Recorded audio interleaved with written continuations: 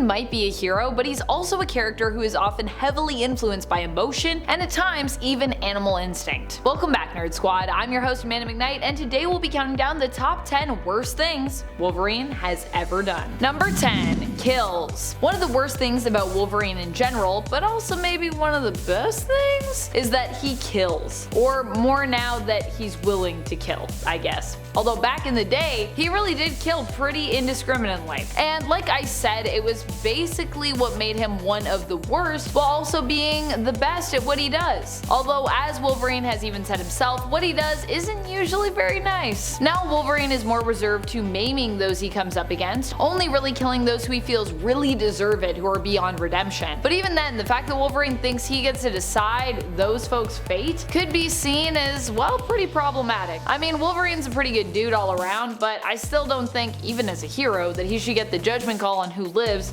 and who dies. You know what I mean? Though it definitely makes him a way more complex and interesting character. I will say that, so it is good in that way. Number 9. Almost killed an innocent. During his first long-running Wolverine series, Wolverine at one point must face off against Lady Deathstrike. The first time around that this happens in the series is back in the past, after Wolverine has seemingly traveled back in time via a picture. It makes a lot more sense if you read the story, but it's basically what happens. While attempting to escape Lady Deathstrike and defeat the German World War II soldiers who have infiltrated the part of Spain Wolverine is in, he and the rebels are faced with the decision of what to do with a young prisoner who has seen too much and could cause them to be captured if he's forced to talk. Prisoner's name is Jamie, by the way. I didn't write that down, but I know that, just in case you're wondering. One of the options on the table is to simply take out the prisoner Jamie, but because of his age, Wolverine ultimately helps to let the boy go and set him free. However, for a small moment there, it is implied that Wolverine has basically made the other choice and decided to kill the prisoner rather than let him walk free, with a promise that he won't tell anyone what he has seen or heard about where the rebels are headed. It's a very shocking moment where you're like, wait, did that just happen? Don't worry, it didn't happen. Oh, it only almost happened. The notion was entertained, and that I think is still pretty bad. Number 8. Relationship with Squirrel Girl. Wolverine's relationship with Squirrel Girl, as was established in New Avengers, might be considered by some to be one of the worst things he's ever done, or that was ever done to him as a character, I guess. This is likely because Squirrel Girl, aka Dorian Green, is often depicted as being from a different generation entirely than Wolverine, and that's not even considering that he's actually even older than he appears, and than the generation that he first appeared in. Squirrel Girl and Wolverine were implied to have had a romantic relationship in the 2010 New Avengers series in issue number 7, and many consider it to be pretty odd. And I gotta say, the way it's also kind of weirdly like shoehorned in there, you're like, what? Why is this in here? What purpose narratively does this really give us? And friends, before we move on to this next spot, if you are loving this list and you want more lists about Wolverine, then be sure to let us know by giving this video a thumbs up. Goodness knows he's done a lot of bad things. Even Wolverine would say that though. He'd be like, I got a lot of things in my closet. I got a lot of skeletons in my closet, bub. Number 7. Killed Jean Grey. Wolverine has done this on multiple occasions, and in one instance, kinda killed Jean on repeat, stuck on a loop of death after she refused to stay dead thanks to the resurrection powers of the Phoenix Force. Initially, Wolverine killed Jean out of mercy to save her from a gruesome death, burning up as they were in a space shuttle that was rapidly getting closer and closer to the sun. However, this death was actually quite helpful, as it allowed Jean to at least regenerate, unlocking her full potential as the Phoenix, which meant that she could actually then save them, so yay! And surprisingly, she also wasn't even mad about Wolverine killing her. Bonus! I'd be pretty mad, to be honest. It'd be like, wow, you just killed me. That's pretty shady, man. But I guess when you're like, but you unlocked my full potential, it's like, well, alright. Shortly thereafter, Jean would be killed permanently by Magneto, but years later would return again, only to have Wolverine, afraid of the potential of Dark Phoenix, along with the rest of the X-Men, kill her on repeat for a while by stabbing her through with his claws until he realized this wasn't exactly having the same effect that he'd hoped, as the Phoenix Force basically just kept rezzing Jean, so doesn't always work out. Still, that's a lot of Jean deaths. That is, I think, at least 9 Jean deaths total. I think 8 stabbies the one time, 1 stabby the other time. A lot of deaths. A lot of deaths without any actual death. actually, now that I think about it. Number 6. Got even with the Punisher. So the Punisher has done some pretty heinous things to Wolverine over the years in their ongoing fight for who can be the most edgy. This has less to do with Wolverine and Punisher feuding within the comics, and more to do with shots being fired between a few of their passionate writers, Wolverine's Frank Thierry and Punisher's Garth Ennis. Now granted, Thierry has also written a few Punisher titles in his time, although I don't think Ennis has ever written a Wolverine titled book, at least not as far as I know, which is surprising to me. But anyways, I digress. In Thierry's 2003 issue of Wolverine, issue 186, Thierry ended up aiming to get revenge on the Punisher for what Garth Ennis had him do in 2002 during his Marvel Knights run on Punisher in issue number 17. Ennis had Punisher brutally attack and maim Wolverine, basically, even going so far as to steamroll him, and some other things, which I don't know if I can even say on YouTube, but they were bad. To get revenge, Thierry had Wolverine imply the Punisher was gay. Doesn't sound so bad until you read it and you see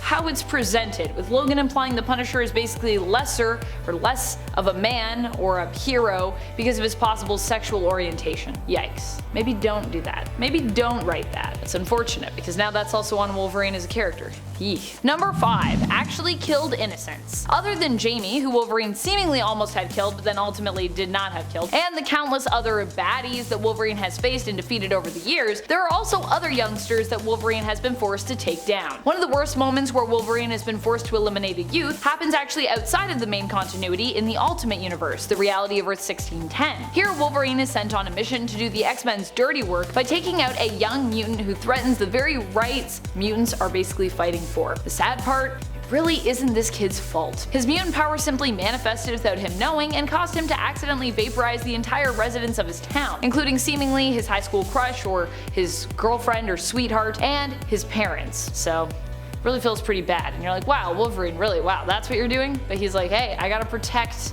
the mutants or something by killing a mutant or something. Seems a little shady, the reasoning there. Number 4. Became Apocalypse. Of course, this one also did not happen in the main continuity, but hey, it still happened, so it still counts. This all went down in Age of Apocalypse, where Wolverine, here known as Weapon X, would fight against Apocalypse for most of his life. At one point, he was part of Magneto's X-Men, but would leave them to rescue Jean Grey, his love, and later his wife, and fight alongside her against Apocalypse in their own way. Eventually, however, Jean was believed to have been killed and Weapon X would become a recluse, only to find out years later that she was actually alive. Dun dun dun. When the Celestials returned to Earth following the death of Apocalypse, James Howlett offered himself to the Celestials in order to prevent the destruction of Earth. However, this caused him to become the very villain he had hated the most, as the Celestials used tech to modify him, giving him great power but basically warping his mind, and causing him to become Apocalypse's heir, known as Weapon Omega. He was basically just like, evolution is what it's all about, baby. People were like, but don't you see? You're Apocalypse now. And he's like, but it's different. I'm trying to save people by killing people. Wait a minute, maybe you're right.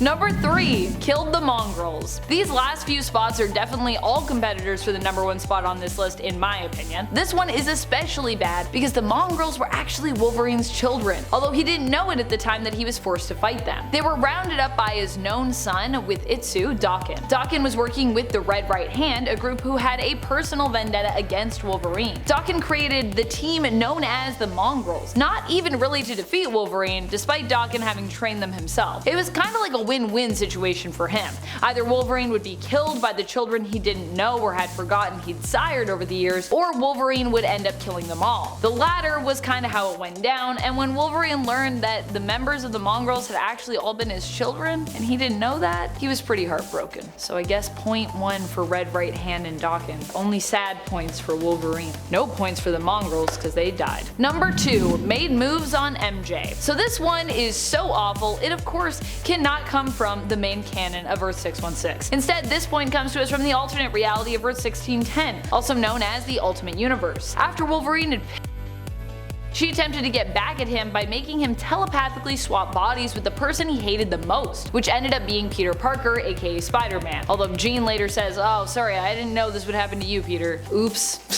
But anyways, while swapped, both heroes struggle to deal with the everyday while occupying each other's bodies. However, Wolverine still manages to find some time to put some moves on MJ. Well, they don't seal the deal. This is really messed up because Mary Jane at this point in time is a teenager and she didn't even know that Peter and Logan had swapped bodies, so she thought that it was just Peter looking for some action instead of the super old at this point thanks to his healing factor X-Men hero Wolverine. Although not a very heroic moment here, Wolverine. What you doing? Don't do that. Number 1. Kill Daken. I think one of the worst things you can do as a parent is to kill those you're supposed to be looking out for and taking care of and protecting, even if your son happens to be the often villainous Daken, now commonly referred to by his actual birth/human name, Akihiro. At one point, Wolverine was forced to put down Akihiro during a fight. Akihiro had held a grudge against his old man for years, having been trained by Romulus to hate Logan after being stolen from his mother's womb and raised by Romulus. For years, Wolverine thought his son was dead, not knowing to come searching for Akihiro. But Akihiro was raised to believe he was basically abandoned, and he also grew up in a household where people didn't like him because he was half Japanese and half Canadian, so that was another issue. Thanks to some plotting from the devious and diabolical mind of Victor Creed, aka Wolverine's nemesis Sabretooth, Wolverine was forced into a death match with Daken, a match that ended with Wolverine killing Akihiro, drowning him in a puddle, while sadly thinking of what could have been had Akihiro been given a chance at a semi-normal life, being raised by Wolverine and of course his now deceased mother Itsu. What would it have been like if their life had been happy? We'll never know because he gets drowned in a puddle. But don't worry, Akihiro's alive and well now, so it all fixed itself. And now he and Wolverine are on great terms, so never mind, I guess. What are some of your favorite Wolverine moments? Which moments did you think were super awful, either because of how they were written or because of what Wolverine chose or was forced to do in that scenario? Let us know in the comments below. This has been Top 10 Nerd, and I'm your host Amanda McKnight. I'll see you again soon, but until then, you stay nerdy, YouTube.